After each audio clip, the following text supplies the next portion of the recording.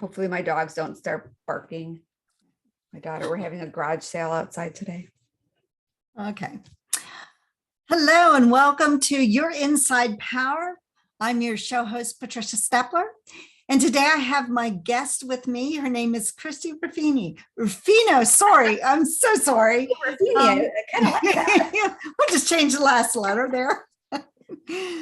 And Christie is an entrepreneur and she's a podcast host. In fact, I was on one of her podcasts, which was a lot of fun. Yes. And she's a best-selling author and she's been featured on Inc.com, WGN Radio, The Morning Blend on NBC TV. She's a certified John Maxwell coach and has studied a long list of business icons such as Bob Berg and Jack Canfield and Larry Wingate.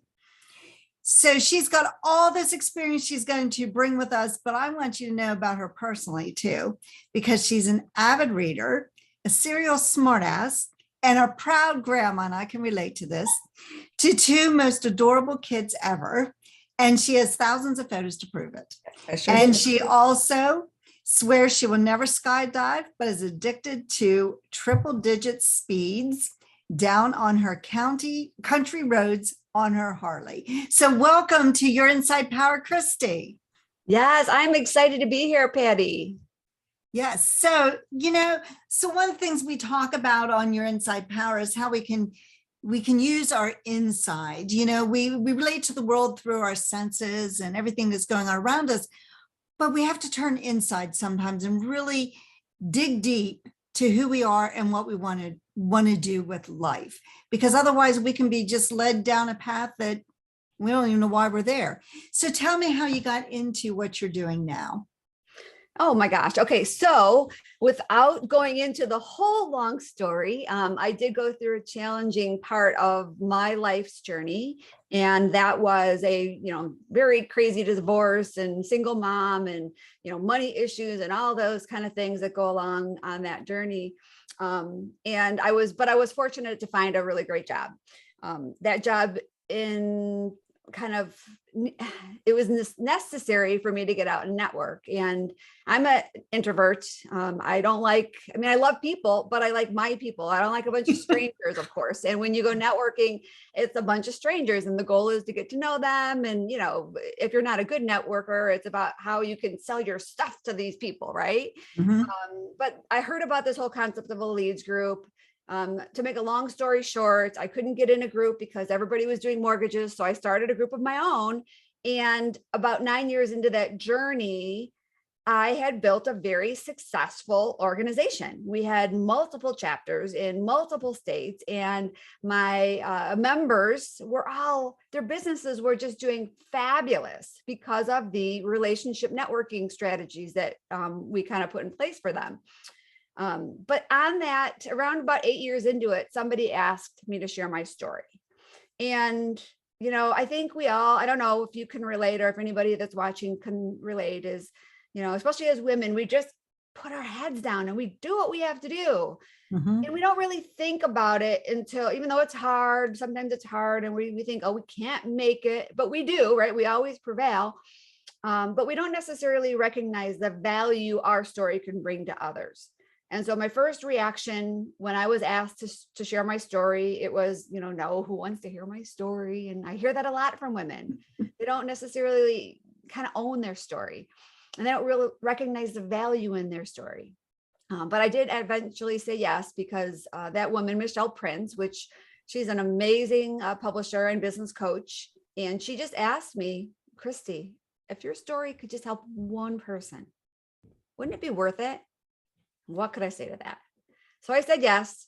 And that kind of got me on this whole journey of publishing and sharing my story and having multiple books and then helping other women, have their own books as well. I think as women, maybe sometimes we don't realize that we have a story to tell and that it is something that other people would want to hear. We think, it's nothing special maybe, or and yet you're right. Everybody has a story. Oh, absolutely. And your story doesn't have to be this big tragedy story, right? It doesn't have to be, overcoming divorce and near bankruptcy or overcoming cancer, or, it doesn't have to be that. It's the story that makes you so passionate about what you're doing. That's the story that, if used correctly in your business, is really going to help you stay clear on who you help. And it's going to help you attract the people that you feel that you're meant to help right now in this season of your business journey. I remember when I went to my first consultant training at Procter Gallagher, the one person got up and spoke and told his story, and it was, it was really moving. And I thought, well, I don't have a story like that. I didn't have all this, heartache as a kid growing up, and, dysfunctional family, and, all that. And it was like, well, I don't have anything important to say, and I think maybe there's some of us that feel that, our story just isn't that important, but it really is, because you never know what can turn somebody else around and help somebody else. Yeah. Oh, absolutely. And you think about, the different things that you've faced in your life, as I have, and probably everybody listening. We never go through life without some sort of a roller coaster ride. Mm-hmm. And if we're in one of those, difficult moments on that ride, right, where we're hanging on for our life and we don't know what to do, we don't know what's around the corner. If we could read somebody else's story who already went through what we are in the middle of, first of all, it makes us feel not so alone.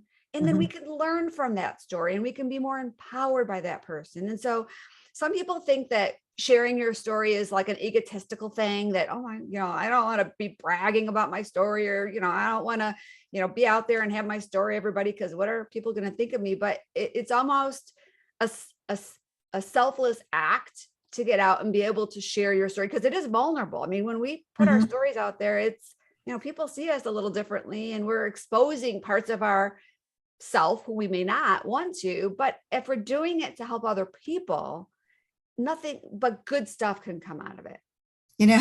That reminds me, when I was doing some corporate training, one day I just shared part of my story, which I had not told anybody. It was like the worst part when I was teaching. Yes. And it was a situation that happened to me, and I completely caused it. Mm-hmm. And I was so embarrassed by it. And I couldn't figure out why this had even happened. And, for years, I didn't share, because I didn't want the other people in the staff to know how much they had impacted my life negatively. Right. And because I was so embarrassed about it, maybe I'll share it with the audience someday, but because I was so embarrassed about it, my family didn't even know what had gone on. And I just kept it all inside, to the point where it made me physically ill. Yes, you can't bottle stuff like that. Yeah. And then one day I just shared it in a seminar. For whatever reason, I just felt like they needed to hear it. Okay. And then I shared it time after time, because I saw the impact that it made, because it helped other people that were going through a similar situation, where they were being treated poorly by other people and they didn't know why, Right. So. And one of the things that I've seen, so many hundreds of times, because I've worked with a lot of women, is that the minute they're able to kind of own their story, right? Embrace it, own it, step into it and share it, they grow. Like, they're able to then now move into their next better story. And there's always growth on the other side of that. Even though we know our story, the process of going through and writing it down and refining it and keep working at it, and then knowing other people are going to read it, and then, owning it, holding that book in your hand and being out there and say, this is my story, I'm proud of it. Every one of my authors have just gone on to do amazing things. And it's so neat to watch their growth and their new story. I've had women that are in multiple books, because they've gone on years later and came back and they're like, oh, I've got a new story, I want to share it. And then they've gone on to do other great things. So it's really cool to watch. Yeah, well, I know with that story, I've often said, if I had to get through that situation again, I would do it in a heartbeat. Not that I liked being in this situation, but the growth I had and the leadership I had because of that would be what I was after. Absolutely. So as painful as it was, I needed it. And sometimes we don't realize that sometimes we have to go through things in life Mm, because there's a lesson we need to learn yeah. and Oh, there's experience we absolutely. need to have. And when we come to the other side of it, the growth that we get and the new we become, the new person we become is so important. Oh, absolutely. If we resist our challenges instead of embrace them, even though there are Mhm. many, sometimes very, very messy and very horrible, but if we can embrace them and then just try to find the lesson in them or the good in them, or how that, that difficult time is creating some sort of, change or support in others, then, that's, I mean, we have to keep growing and evolving. And if we can do it in a way that we're helping other people along the way, it's, kind of makes it worth it. Right. So now tell me, how did you go? You had a job, right? Well, so when I was married, we had our own business, and then I went Okay. into the mortgage company because then I was a single mom and I had to get out there and like create my own path. And so that's what prompted me to start the women's networking organization. And then 5 or 6, maybe I don't even know how long into that is when I ended up by making the networking path my full-time career, and then publishing and now business coaching. So that's my whole journey in Okay. like 2 minutes.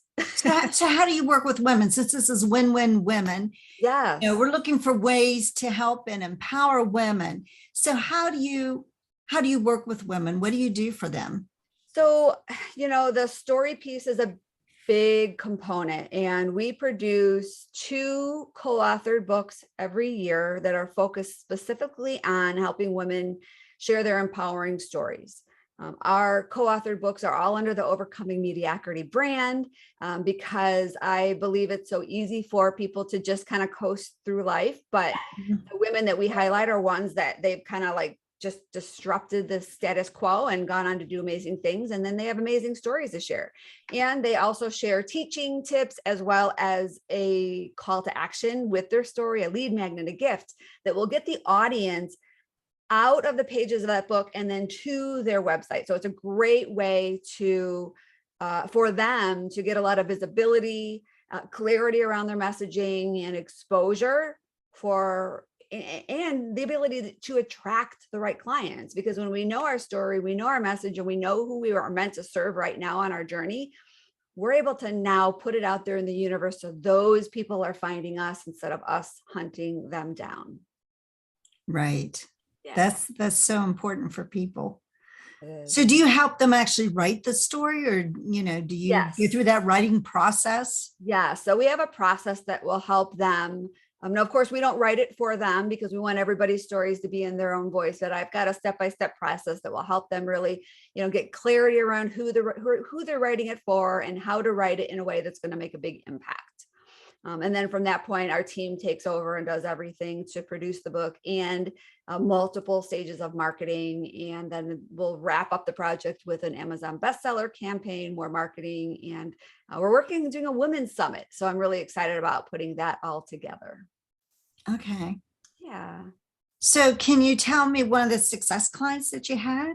Oh my gosh. So we've done 11 books already under our brand and probably about a dozen for other clients, because we also produce them for, like, so say you with your clientele, we can create one for you and bring all of your customers together and we project manage it for you. And so we have so many success stories. Just like a general example is one of my clients, Michelle. She had undergone a lot of weight loss.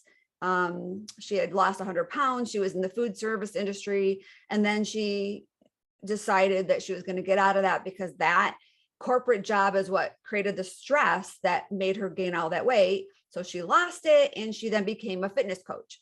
She loved what she was doing because she was helping people. But then she realized that her success would be limited by the hours in the day. She could only help so many people at a time. And so I helped her get clarity around her story, the impact that she wanted to make. And then what she's done since then is she's transitioned to a mindset coach. And now she works with women all over the world as a mindset coach. And she's on stages like national, international stages, and She just has this really amazing business, and it was all around kind of getting clarity for that first story and then realizing how that can evolve into the next chapter of her business journey. And she's just really having a great time right now. And so why is it that people will cling to a story more than just maybe telling them, do this, do this, do this, do this? So, and I'm not saying I'm great at this, because, speaking is one of the skills that I'm, still working on. But in general, when we're communicating with an audience, verbally, we don't want to be talking at them. We want to be able to share our message. Like, what do we want to do for that audience? What kind of a transformation do we want them to have? And when we use story to teach, they lean in. Like you mentioned, when you shared your story, your audience leaned in. Mm-hmm. So they weren't like checking their phone, figuring out what they're going to make for dinner. They were like intently listening to you. And when you use your story, when you're out speaking and communicating, people are like, "Oh, I want to hear that." And then if you teach lessons with a story, you share maybe examples of clients that got success by that specific lesson. Now, the audience is able to learn more through story than they are by you just giving them a lot of facts. So what is the quote is, facts tell, stories sell. And stories are just a really great way to connect with the audience in a way that they're able to receive your message. Well, they also remember it. So I was talking to somebody the other day, which we didn't think we had ever met, like we were in a networking group or something. I don't even know how we connected. And so she was telling me her story. And so I was sharing with her the story about my son getting the base or the scholarship to college. And she goes, "Wait, I think I know you. I've heard this story before." Oh, really? Yeah, it's something you remember because, right. if it's an impactful story, people will remember it, whereas they may not remember you. I mean, she obviously didn't remember my name, but she remembered my story. Okay, yeah. And that's when she was like, "Oh, I think we've met." Yeah. Oh, absolutely. Absolutely. And you think, who's the greatest storyteller of all times, right? Jesus taught through parables. And, it's just been proven over and over again that people are able to connect better with stories and learn better through, stories being shared in the right way. Right. Yes. Important story to be told, right? Yeah. Yes. So what made you feel like you wanted to embrace this to help other women? Like what, if you were doing mortgages and all of a sudden you're doing the networking, why was it scary for you to go out there? Like, what's your story there? Yeah. So, I mean, just being able to share my story the first time was really hard for me because as an introvert, we tend to, myself, at least I can speak for myself, is I want my private life private. Yeah, and I can relate. Yeah, it was really easy for me to have this wall, right? Like my friends knew who I was, but my business people, like it's all business, it's like almost Zoom, right? From the top up, I'm all work, but from the bottom down, I'm a party. I got my, sweatpants on and whatever. But the first time somebody reached out to me after I put my story out there and they read it and they said, "Oh my gosh, thank you so much." She gave me this whole long email and said that she's in the middle of a divorce and she just was so overwhelmed and felt undersupported, and that my story really helped her feel not so alone. And so that was kind of like my aha moment. Like, yeah, this really made a big impact. Now, of course, that helped me in my business because I was out networking with the book. I, felt, 2 inches taller because I had a book. But now when she shared her story around how my story made an impact, it made me realize that this is bigger than I really thought it was beforehand. And because I had this whole community of women, I'm like, well, I want them to have the same opportunity. So we did one book, not ever thinking I was going to do more, but I just wanted to give the women of my organization, it's the Dynamic Professional Women's Network, I wanted to give them the opportunity to have the same experience I did. And we did. It was a learning journey for me because I knew nothing about publishing. I knew nothing about any of that. But we stumbled through, and it was so successful and everybody loved it so much. I had more people being like, I want to be in the next book. And now the majority of the women that come to us are through referrals. I mean, I'm not even out there, talk like this, but I'm not out there like looking for women to be in our books. The women that are in our books are sending me other women and they're just loving it. And so it's almost become this kind of movement of women lifting each other up on this story ride, right? Journey. Mm-hmm. Yeah. It's really neat. So you say here that you're a certified John Maxwell coach. Yeah. What do you do with that? Well, so I took that training about, maybe 15 years ago, maybe 10. I'm not quite sure what year it was, because, I had this women's networking organization with multiple chapters, and I wanted to do everything I could to make sure I was being a good leader for them. And so I went through the training. I was one of the inaugural students. I was in his very first class. It was really cool. I was able to hang out with him, and I forget the person that Kelly is his wife, and I think they moved on since then, but they put together a great program. We sat in John's, backyard in front of his pool, and it was just amazing. The whole experience was amazing, but it really, he's such a brilliant teacher, and he knows all about leadership. My goal was to just make sure that I kept growing in a way that could keep helping me really support the women in my community stronger. And I don't go out and teach his stuff, but it has made me a better, I think, human, not only in, what I do for work, but, parenting and just with people in general, because we're all leaders. Somebody's always looking up to us in some way. And how can we navigate through our, the things we do and say in a way that are going to inspire others, as opposed to, just having friction. So often I think people don't realize how important it is to develop themselves. And, I consider myself a personal development junkie. Yeah. And I've done that my entire adult life, and just, I've read numerous books by, all the great authors, and heard them speak and so on, and been in multiple programs. But I think, so many people don't realize how much better they can be, just to become a better person and a better human being, and a better, spouse or mother, employee. You just become better when you invest in yourself and do some personal development. You absolutely. Yeah. We all have to keep growing. That's why overcoming mediocrity, right? We can't just coast through life. We can't just be mediocre, because it's easy to do that, but we don't necessarily experience the joy, because we were created for so much more. I really believe that we were all created to make an impact in this world, in whatever way that looks like, whether it's being a better mother, or being a 7-figure, business owner, or CEO of the next Google. I don't know, but we're all created to do something that only we can do. But if we don't live into that, if we just basically, settle into watching Netflix every night, and, you know what I mean?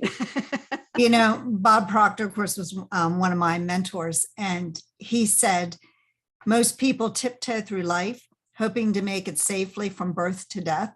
Yeah. And when their heart stops beating, it's just a mere formality. Yes. And that is so sad, because you're right. We're here for abundance, and we're here to overcome that mediocrity. So I love the name of your show. Yes. And so tell us about your podcast and why overcoming mediocrity. I mean, you just mentioned that a little bit, but what kind of things do you look for to help women in particular to overcome that idea that we're just here to just go through the motions? Yeah. So we have a lot of different guests in a lot of different areas of expertise, but they all have one thing in common, is that their story is what makes them so passionate about what they do now. And they want to share their story. And more importantly, they want to share their lessons. And so really my shows are pretty similar to the chapters in our books, where we've got our story and then we're going to teach something, right? So other people can learn from our mistakes. And on the podcast, we have experts that are, speaker experts. We had an expert that was, she started a big non-for-profit around human trafficking, and like her story's fascinating.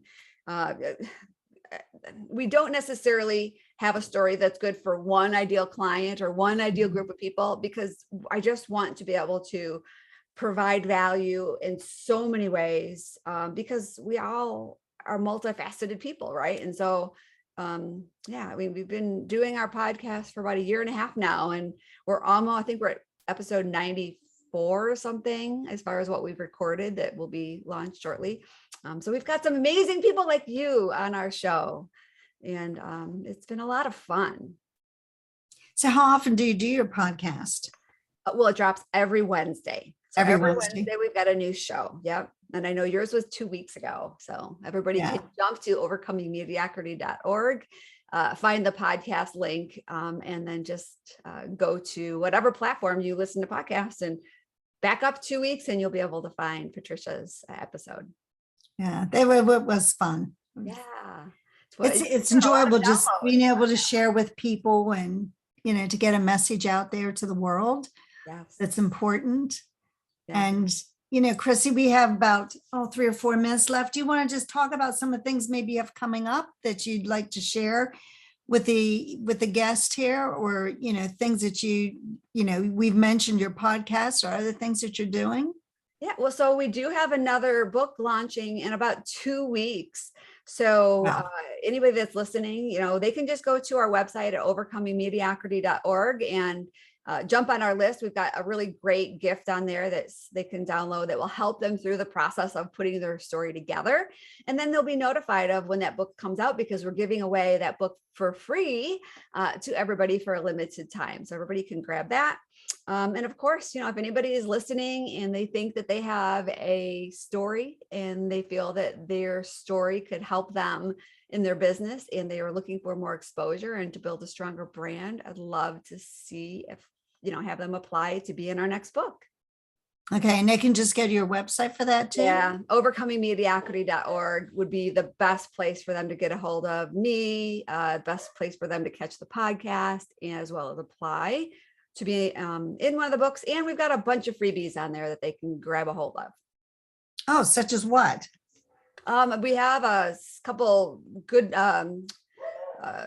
some guides. I'm actually putting some new things up there in the next couple days, but we've got a signature stories made easy guide. Okay.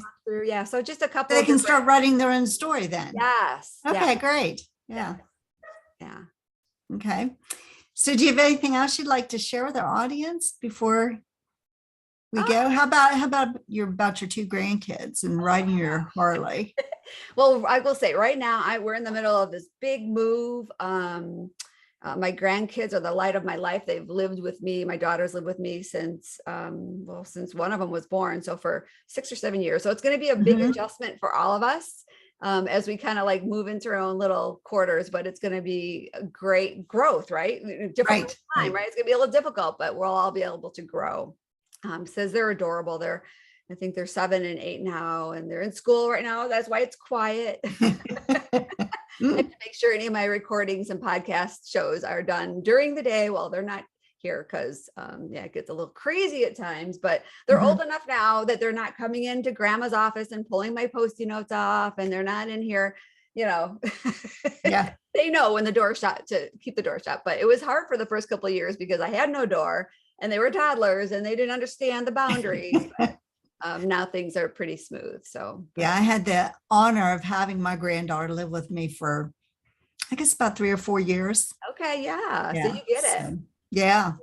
It's a joy, right? Because as a grandparent, we have we get to do the fun stuff, right? Right. We get to enjoy them from a different perspective than we were able to as parents. Yeah. Well, I want to thank you, Christie, again for sharing with us, and make sure that you check out her website, overcomingmediocrity.org.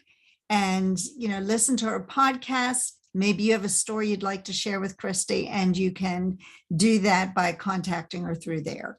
So Absolutely. again, thank you for joining us for your Inside Power, and we'll see you when you get in one of your books, right? Patricia, thank you. Thanks, Thank you. everybody.